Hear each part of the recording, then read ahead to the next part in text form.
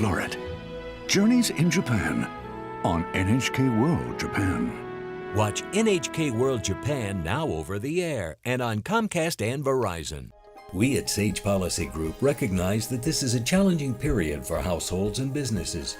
But Marylanders are intelligent, strong, inventive, and entrepreneurial. Eventually, this economy will bounce back stronger than ever. Isn't it about time you got back on the path? To the crisp mountain air and miles of breathtaking views. Get back to the trails. Get back to Mountain Maryland. Learn more at mdmountainside.com. Global Medical and Health Services, LLC, a residential service agency, has been a community-based healthcare staff agency as well as a skilled nursing and physical therapy provider for adults and medically fragile children since 2006. Visit globalmedicalhealthservicesmd.com. Walk in the footsteps of Harriet Tubman through a powerful and inspiring road trip on Maryland's Eastern Shore. This scenic byway includes more than 30 sites related to Tubman's life. Download the free audio guide with new virtual reality features. State Circle is made by MPT to serve all of our diverse communities and is made possible by the generous support of our members. Thank you. Is the Chesapeake Bay becoming plastic soup? After a major storm, when we're picking up 10 to 15 dumpsters of trash, we are preventing that plastic from flowing into the harbor and ultimately the Chesapeake Bay and the Atlantic Ocean.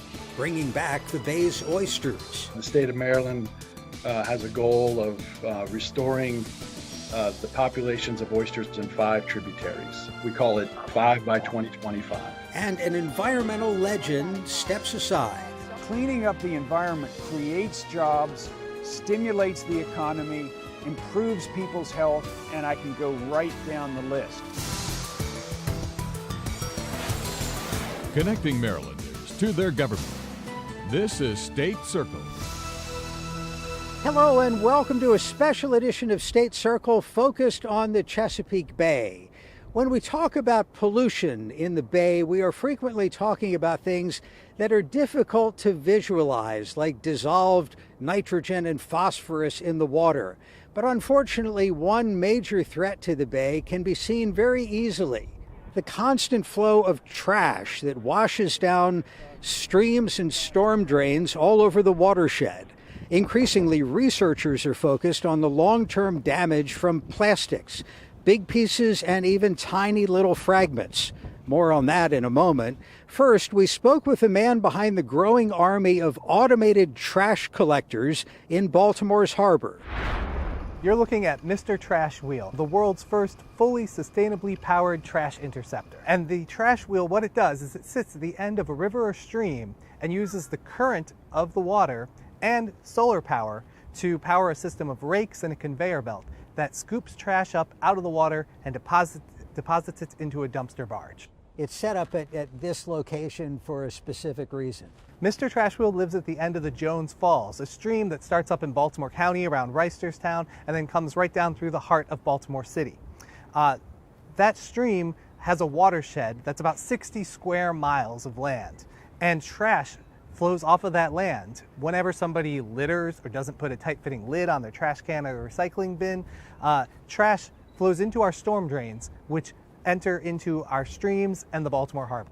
We're here on a nice day. What's it like after you get one of those big gully washer summer thunderstorms? On a beautiful day like this, we actually don't see too much trash in the Baltimore Harbor. About 90% of the trash that we pick up comes downstream during a rain event. So it's really storm water and rain and wind that carry trash into our waterway. After a large storm event, we've picked up over 15 dumpsters of trash from this one stream. How much cumulatively have you kept out of the harbor? There are currently 3 trash wheels around the Baltimore Harbor, and in total we've picked up over 1,600 tons of trash and debris since 2014.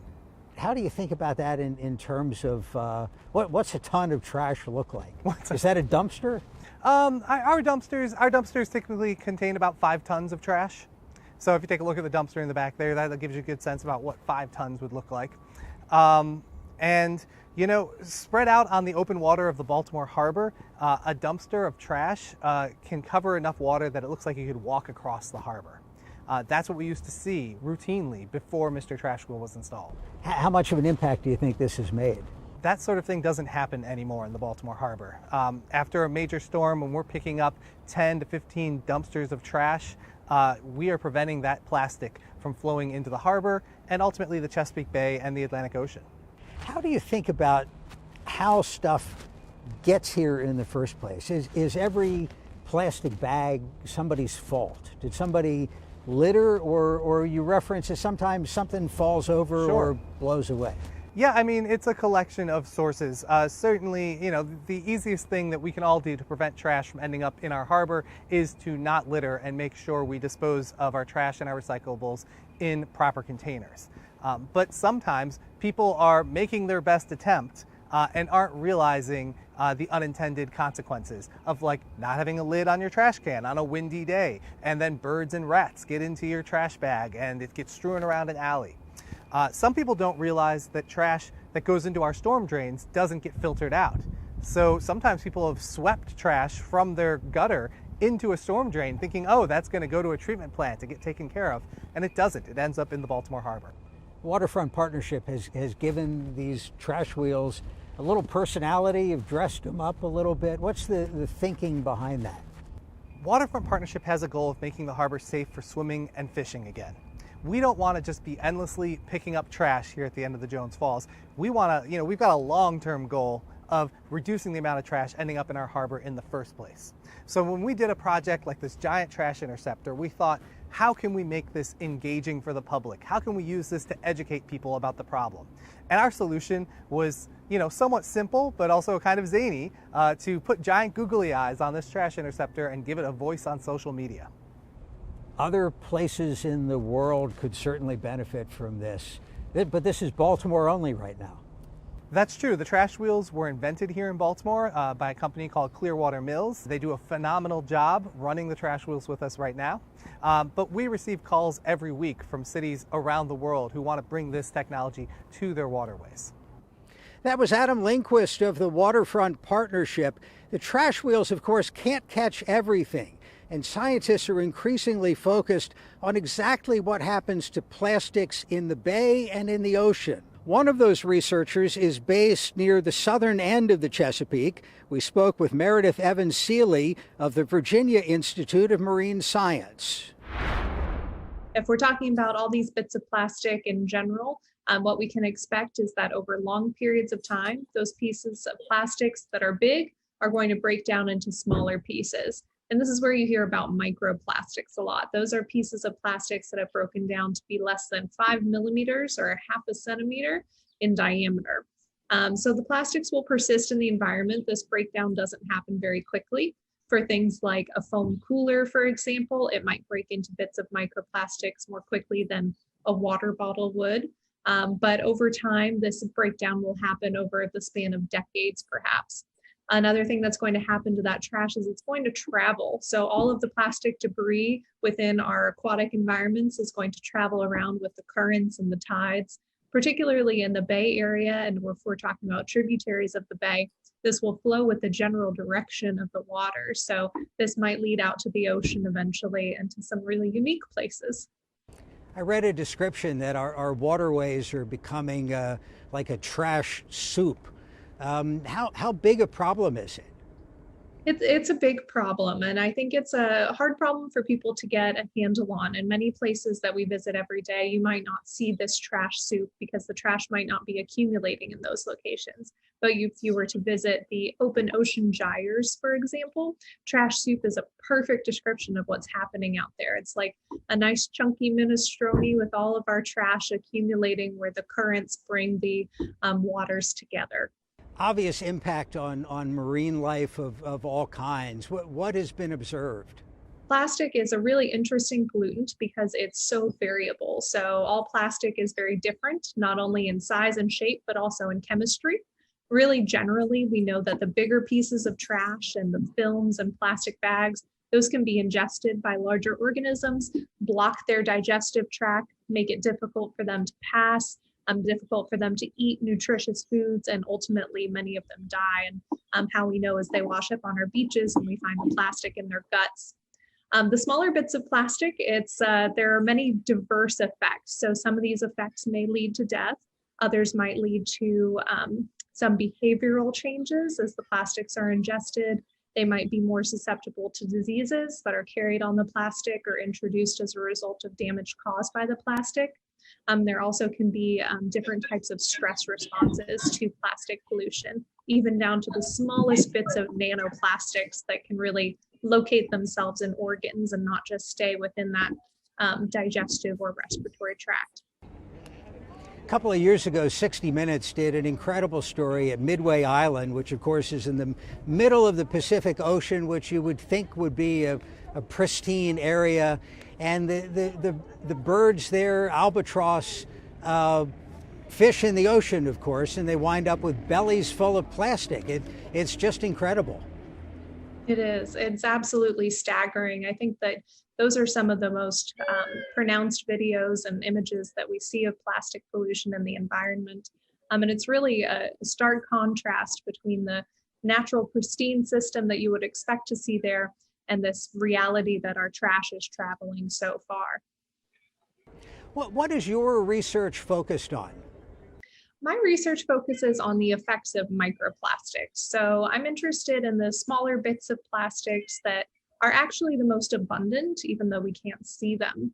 What's interesting about microplastics is, like I mentioned before, they come in different shapes, different chemistries, and these shapes and chemistries may play a really important role in what types of negative effects they have. So I study negative effects all the way from microbiota, so the bacteria that live in the sediment and process nutrients to keep the whole water column healthy, all the way up to large fish. Right now I'm working with rainbow trout, looking at their effects. So we're interested in understanding how microplastics may have sublethal impacts on these organisms. So they might not be killing them, but creating impacts that are really staggering for the entire ecosystem, and understanding which plastics, the type in chemistry or the shape, have the most negative impacts so that we can better regulate these in a smart, effective manner. I don't know when you're planning to publish the findings, but does anything jump out to you so far that has been surprising? Yeah, absolutely. So we've recently published work in Nature Communications, which is a journal in our field that looks at the effect of different types of microplastics on sediment microbial communities and nitrogen cycling.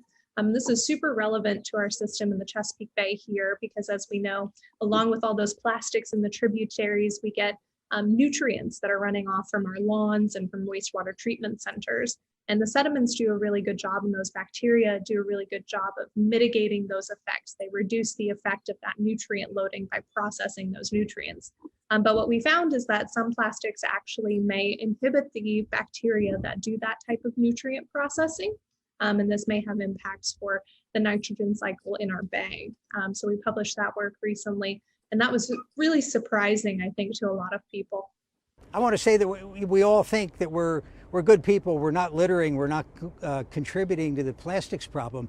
But according to this story, even doing your laundry, if you're washing artificial fibers, polyesters, little tiny bits come off and they wash, they go into the storm sewer, the sanitary sewer, and there's nothing in the sewage treatment plant designed to intercept it. So it's off to the bay, off to the ocean.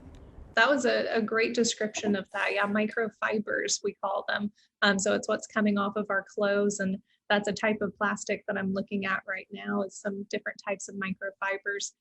They're really abundant, but they're really hard to detect. They're very thin, and as you can imagine, they get through all of our different types of collection mechanisms. So the scientific community is growing to think that these fibers might be one of the most abundant forms of plastics in our environment because of that really high input from doing our laundry, and just from everyday fibers shedding off of your clothes as you're walking around and maybe being deposited in your local waterway.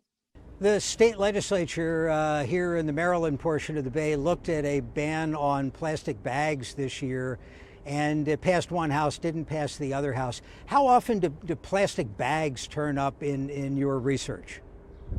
Plastic bags turn up, I think, fairly often, particularly for people who are surveying for what we call macro debris, or the big bits of debris. So these can show up in shoreline surveys. They also show up in the deep ocean. There was a a remote operated vehicle recently that went to the deepest depth of the ocean in the Marianas Trench, and they found the evidence of a plastic bag there. So plastic bags certainly show up. There are many ways we can reduce their abundance in our homes and environment without a ban. Without a ban, I would suggest people at home to use those reusable bags. Even if you think you're disposing of all your bags correctly, it's always better to reduce the volume that might make it into the environment.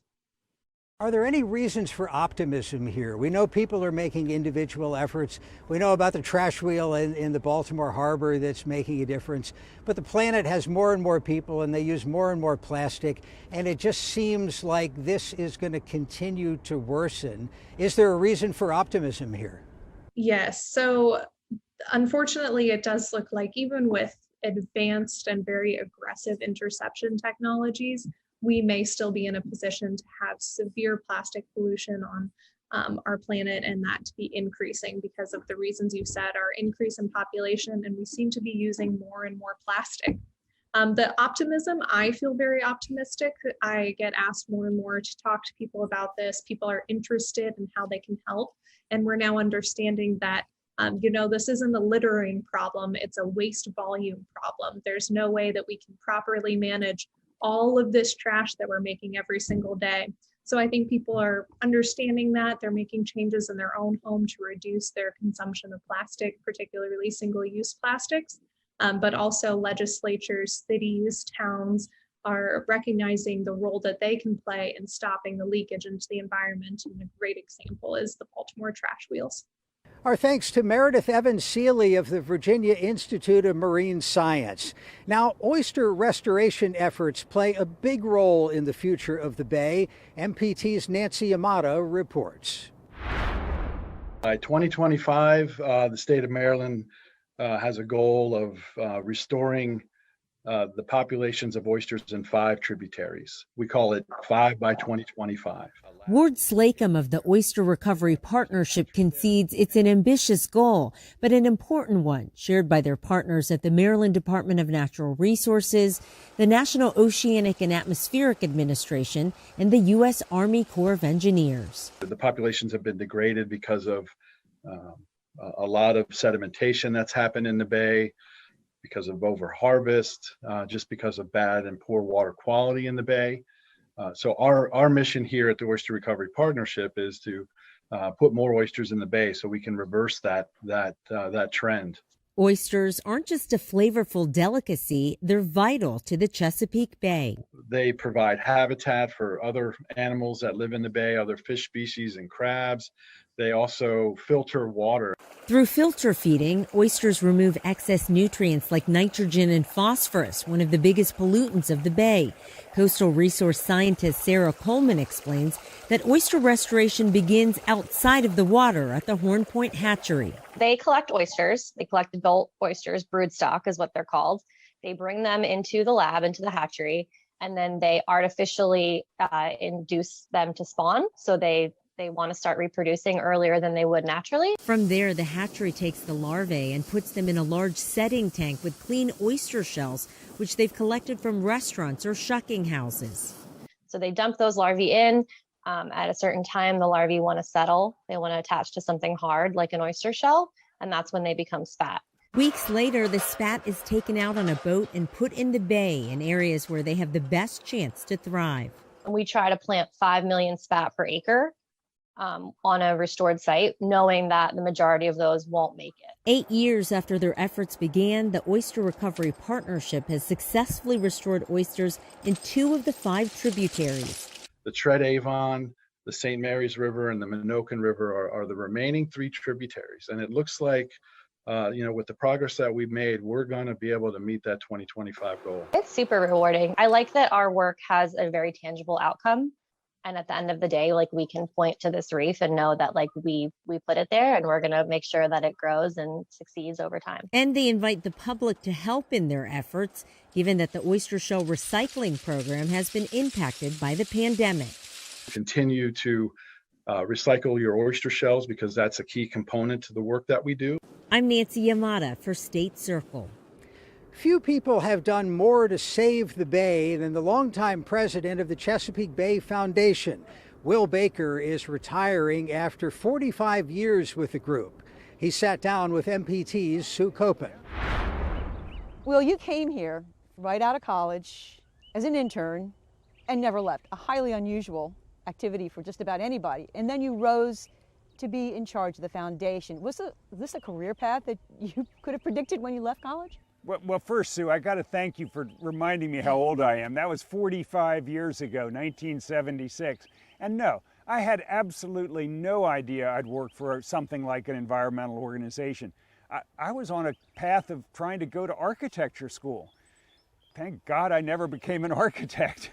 But no, I wound up on a chance encounter. I was introduced. I sort of grew up with the organization. Very, very fortunate for me. So as I understand it, in reading some background material, there was a tree that played a role. You were apparently working on a tree or something, and someone pitched an idea to you? I was doing some tree surgeon work. I was a tree surgeon in high school and college, and I did it as a freelancer. And the fellow who owned the house walked out and said, "Will." I said, "Yes, sir." He said, "Would you like to save the bay?" And I said, "Absolutely." And he's been my mentor for 45 years. He was on the board of CBF, and I started as an intern. Well, let me ask you, what have been some of the biggest changes or advances for the foundation, for the bay, since you began here? You know, I'll tell you something that hasn't changed, which I think is the most remarkable, and that is the public determination to save Chesapeake Bay. The public belief that this is a national treasure which must not only be protected but enhanced. That's been going on for 4, 5, 6 decades. That's remarkable. What has changed? Again, the science hasn't changed. The numbers, the amount of pollution from the various constituents has been almost identical since the late 80s. That's remarkable. I think we've got better technology, certainly for sewage treatment. We now understand that agricultural practices to reduce soil runoff are actually good for the farmer. We have much more sophisticated fisheries management tools to know how much can be taken without overfishing a certain fishery. But the amazing things is what's still the same. So for you personally, what do you think is the most significant thing that you leave behind? I think the most important thing we can point to is our litigation back in 2008 against the Federal Environmental Protection Agency, asserting that EPA was not and had not enforced the Clean Water Act to clean up Chesapeake Bay. The result from that was an executive order by President Obama called the Chesapeake Clean Water Blueprint.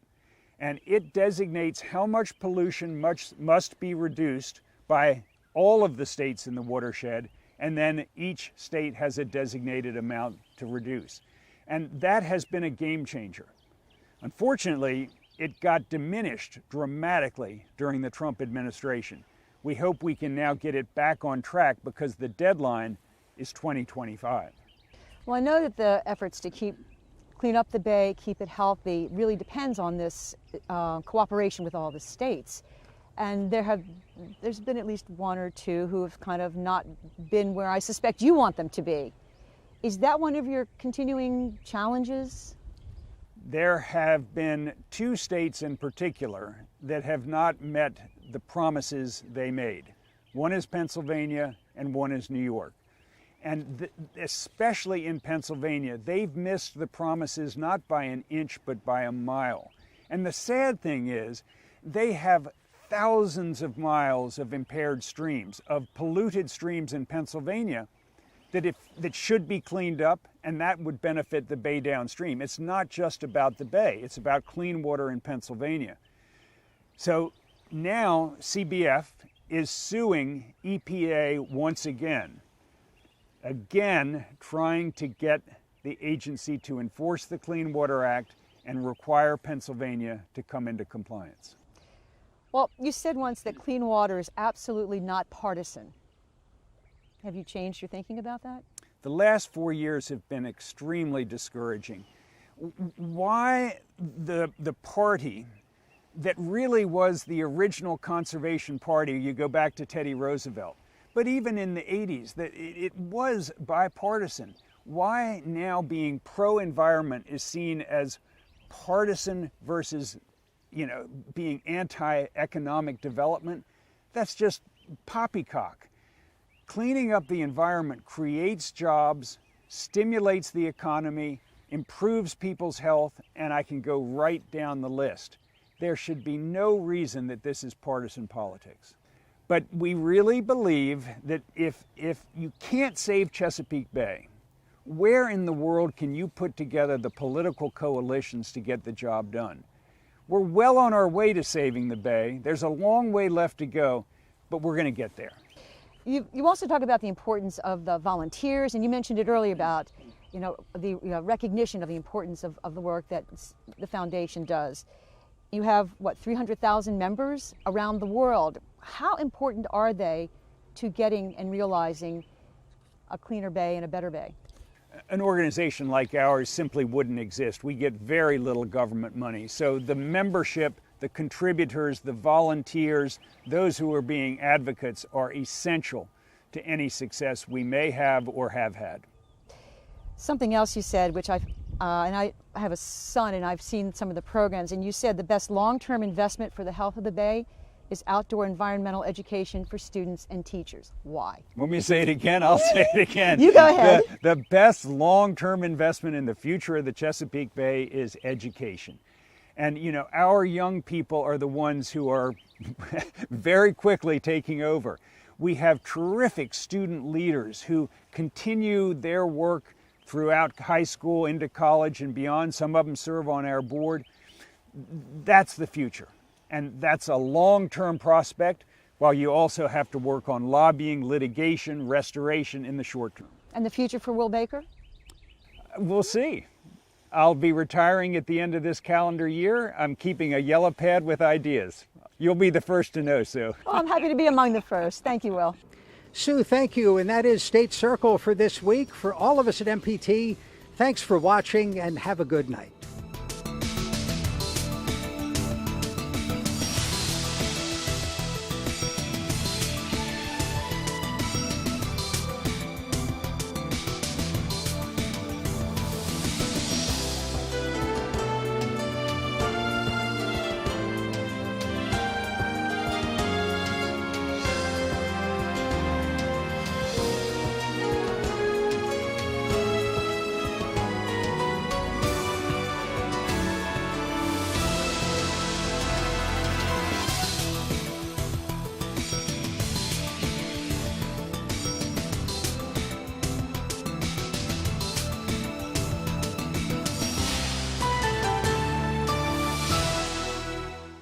This program was made by MPT to serve all of our diverse communities. Next time on Midsummer Murders. The cause of death? Ketamine, horse tranquilizer. A man's murder is made to look like a trampling. Why go to such elaborate lengths? I don't know. The victim wanted to shut down an attraction. Harvest Fair's a big deal around here. And Barnaby thinks it's the key. Go to the fairground. I want every inch of it searched. Our house is clean, and yet the evidence keeps on bringing us back to your door. Midsummer Murders. Tonight at 8 on MPT. You're watching MPT. Be informed. Be entertained. Be inspired. The Eastern Shore's waterways overflowed with beauty, but today they're suffering. The biggest threats to the Chester River are nutrient pollution and sediment pollution.